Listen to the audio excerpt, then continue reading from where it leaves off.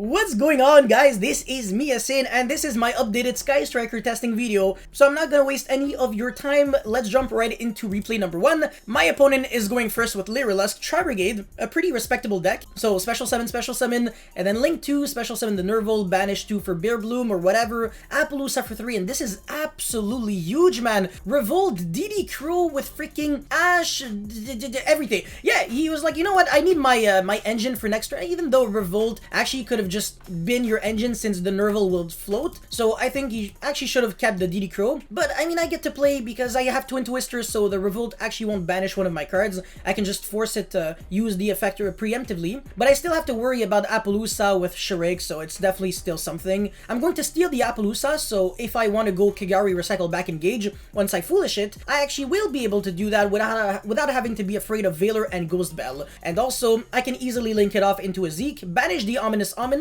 and then go for the engage, which is obviously going to be freaking eating the Ash. Super annoying because this Shark Cannon doesn't really achieve anything. Definitely should have went for, well, kept the DD Crow. That was kind of a mistake, but yeah, now I get to banish that Lyrilusc monster, otherwise the Turquoise Warbler is actually going to be reviving it, which is kind of dangerous, but now I'm actually kind of screwed. So he can technically summon the Link 3, shuffle back the RAYE into my deck, but he goes for Rugal instead, which is 100% incorrect. But even then, he wouldn't have had game.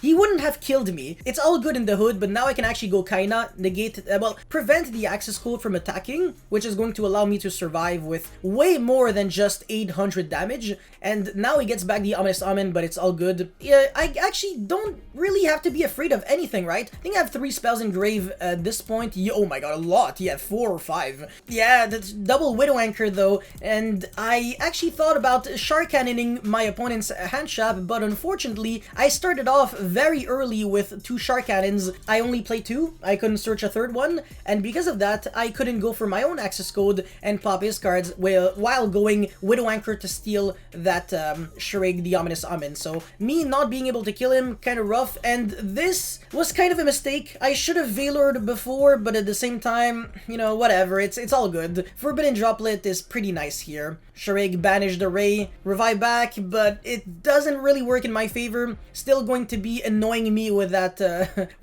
Barrier statue on the end phase. But fortunately, there's only that, right? It's only the Wind Barrier statue, no hand traps, nothing at all. I can literally just search a Ray or whatever. I'll be able to not only jump over the Wind Barrier statue, but also, yeah, oh my, I even drew into the Kaiju. But yeah, I can go into Hayate. I actually could have special summoned the Hayate under the Wind Barrier statue, which is kind of funny. But yeah, Widow Anchor, whatever, and then am I gonna steal? Yeah, I'm actually gonna try to send it, but I actually could have went for Zeke as well. It really doesn't matter though. Searching the Fractale doesn't really change anything at this point. End phase search for multi-roll, and it's my opponent's final turn. Fractale is really good though, and I'm gonna mess up again.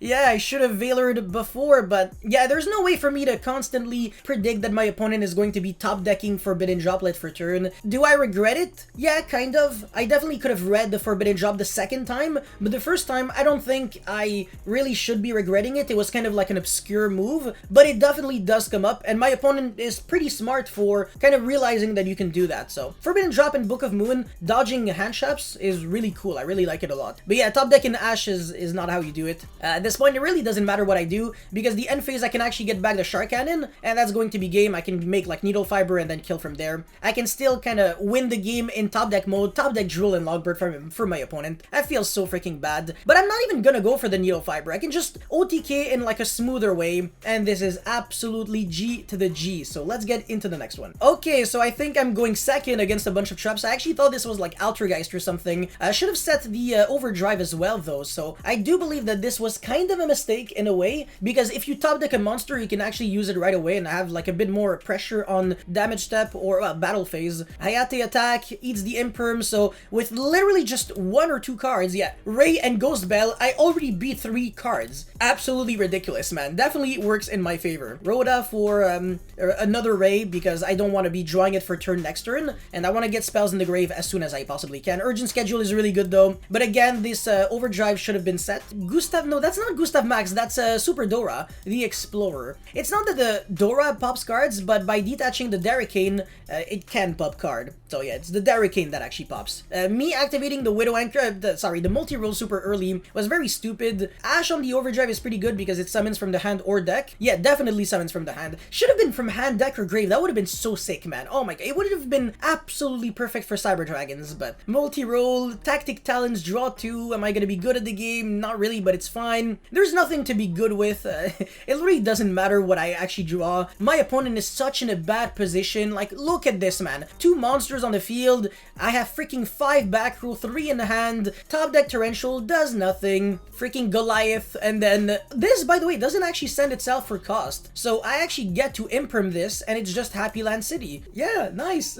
Oh, sorry, it does actually send for cost. The issue is that he didn't use it on himself. That would have been really good, because then you wouldn't have lost to imperm and stuff like that. But yeah, that's pretty much it. Let's get again to the next one. So this time he forced me to go first, but it's literally all good. Area 0 and imperm with 3 other hand traps, so my hand isn't really good, but it's fine because I only need the hand traps to survive, and then I'll be able to play. Ash, he doesn't call by the grave hit, so I'm like, there's no... It's so obvious that he has his own Ash. Now I get to know what I have to play around, but his hand is so freaking stacked. Like, look at this, man. Veiler, called by the grave, I have to Ghost Bell, and he still has the extender. Like, what the frick?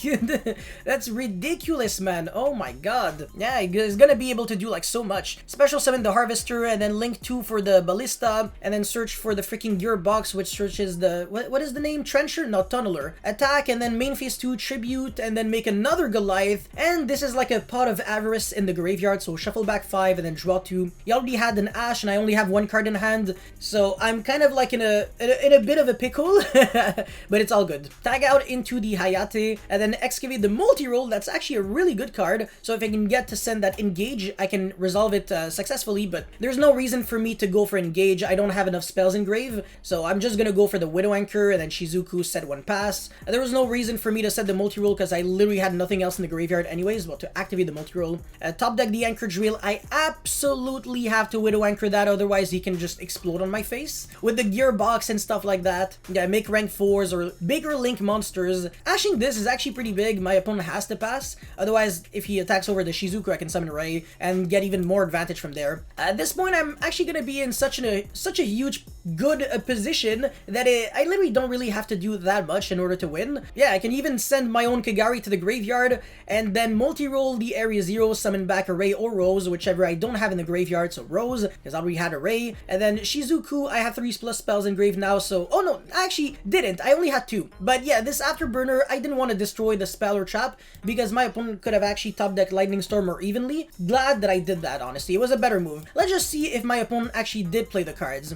Evenly is actually there, yes indeed. I played well by not popping the heavy forward. Could have been bad for me. Kagari recycle back the Engage. This is probably the writing on the wall. The Overdrive is kind of super annoying here, but I have game anyways. I can go Widow Anchor and then Shark Cannon, so this is like the access code combo plus the Widow Anchor to steal, which is way more than enough. Let's get into the next one. Yeah, this is gonna be such a fun game, man. Look at this duality into freaking diagram. The guy's not even gonna try, man. He's not even gonna set that return from hand. Just destroy, search dynamite, set 1 pass. Not even on my opponent, on the opponent's turn, which is so weird. He could have played like so much better, but it's fine anyways. Because even if it was on my own turn, I just would have went Twin Twistered on standby or whatever. Anti-spell wouldn't have done anything against me. And diagram with no board and only domain in hand actually does nothing. I can easily destroy that. I obviously had game. There's nothing he could have done. Okay, yeah, this is barely... This is not much of a game, obviously because of slightly obvious reasons. My opponent isn't playing a super serious deck. Alistair is like the only legitimate meta card here. Apart from that, well, actually, his deck does have some cute cards. Crackdown, Fairy Tail Luna, one of my favorite cards in the game, by the way. There was a time where I used to play that in my Cyber Dragon deck. Worked out really well, because I could bounce back my own Jizukiru. So I could Jizukiru my opponent like twice, but actually not really. I could Jizukiru thrice, because I also had Akashic Magician, which also bounced back cards in the same column. Kaiju on column 2 or 4, and then bounce back, and Kaiju again. It was so fun, man. Good old days, seriously. That was like 2018 Yu-Gi-Oh, I think? I actually kind of forgot. It was the format where Chu-Draco was a deck, Pendulum Magician, but before Election. So it was fun, not degenerate. A lot of people actually really did enjoy that format, including me. That was probably my favorite format of all time,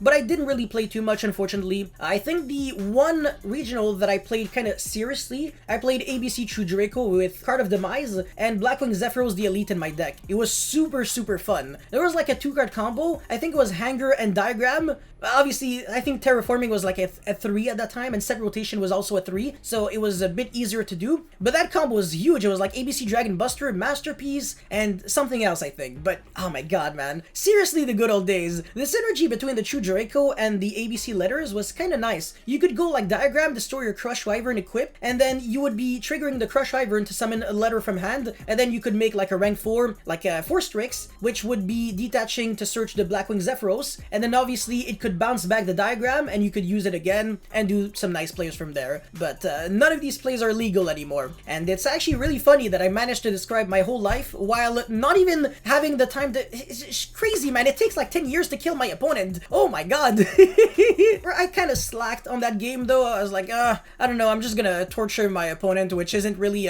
legal, well, moral, but whatever. I win. I won, finally. Another Earth Machine deck. Oh my god, redeployment. This card is so good, man. Oh my god. Can even search the Machina Overdrive if you discard a Machina card, though. So, yeah, pretty nice. This is like a rank 9 that can negate. He only sets 1 Solemn Strike, which I actually kind of agree with, because otherwise you do lose the Lightning Storm, Duster, whatever, kind of hard. But at the same time, since you have a way to negate a spell, I still believe the, well, setting the 2nd Solemn Strike was correct, because now I actually get to play kind of super aggressively, but it wouldn't have changed anything because now I'm just destroying that card instead. If he said the 2 Solemn Strike, I would have destroyed both. Oh my god, yeah, I just literally have everything, man. I have absolutely everything. Oh my god, I baited the negate. Solemn Strike is just no longer a problem. I can almost OTK at this point, but not really.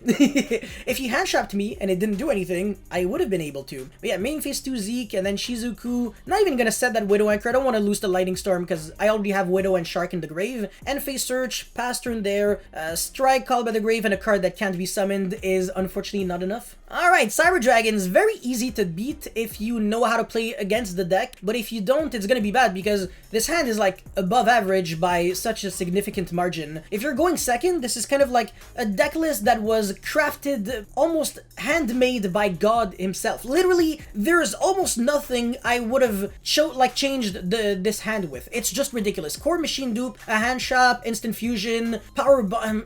It barely gets like better than that, honestly. It's not enough, like I said. It's just not gonna do anything to me. I can still play the game very well. That core was not a problem because I can Shark Cannon it, and as long as I get to get rid of my own monsters, I'm fine. But I don't really feel like I have to because my opponent actually has to top deck a Cyber Dragon to play. It's also not gonna be doing anything because that Cyber Dragon Nova into Infinity can only negate once, and he won't be able to OTK me. So yeah, top deck the Hurts. Kind of not enough, unfortunately. He could have made like Infinity again, but at the Widow Anchor, so yeah, bad. Alright, final replay. I'm actually going first this time. He forced me to go first. My hand is good, bad, I don't know. Whatever, I just set Shark Cannon and pass. There's no reason for me to set 2 cards, because then I just start losing to Twin Twister, which is very stupid. One thing that I realized, people are so greedy, man. Every single time I only set 1 back row, they never twin me when they have game. But they actually should, because they're gonna kill me anyways. Look at this, man. Oh my god, imagine if I had like a Widow Anchor on this core. Yeah, your Machine Dupe would have done nothing. It just would have been bad for you. Well, actually, Cyber Dragon extra as an extender is pretty good. Not gonna do anything. Shark Cannon, Nugget that Cyber Dragon. Machine Dupe, Imperm from the hand. If I actually said both like an idiot, wouldn't have been good for me. I would have lost a twin and I would have died. Very good that I actually kind of played smart by not going overboard.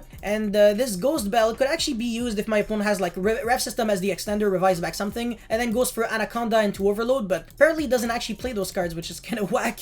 RAYE attack the core. This is not the overflow that I was expecting it to be. And yeah, Hayate attack directly. Now I'm actually gonna get to like 3 spells engraved super fast. So Shark Cannon banish that core, so again, you won't have a follow-up play. After Burner on the Seeger, and then this was especially to bait the back row, but the Hurts discard really doesn't actually help my opponent at all. Special searching the Cyber Dragon, like really? Kigari for engage, and then get the multi-roll, draw the Area 0, which is so perfect, man, because now I can actually go Area 0 on my own Kigari, and if I get a Sky Striker card, literally any of them, I'm going to be able to send that Kigari for free without having to kind of waste it with multi-roll. I get back, I think, the Shark Cannon, and I have the Ghost Bell for Rep System. I didn't have any Widow Anchor before that, so that's why I couldn't go for that. But yeah, top deck the RAYE, attack, and then go for another extra 1500 damage, I believe, and then send a Widow Anchor. No, not even Area 0.